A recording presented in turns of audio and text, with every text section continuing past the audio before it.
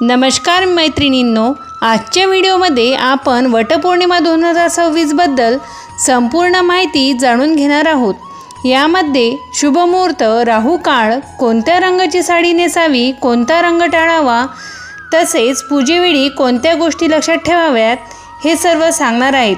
त्यामुळे हा व्हिडिओ शेवटपर्यंत नक्की पहा। सर्वप्रथम तारखेबद्दल बोलूया।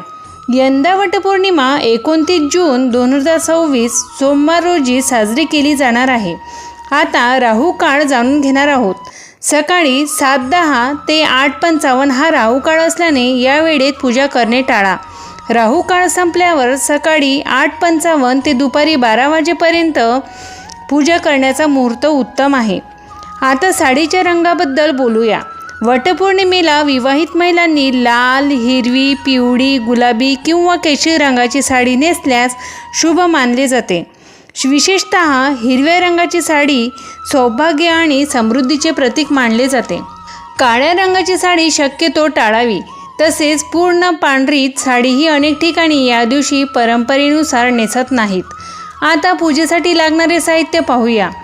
पूजेचे ताट, हळद कुंकू, अक्षता, फुले, तुपाचा दिवा, पाण्याचा तांब्या, नारळ, सुपारी, कापसाचा दोरा, अगरबत्ती, कापूर, आंबे, विड्याची पाने आणि वटपौर्णिमा कथापुस्तक हे साहित्य आधीच तयार ठेवायचे आहे।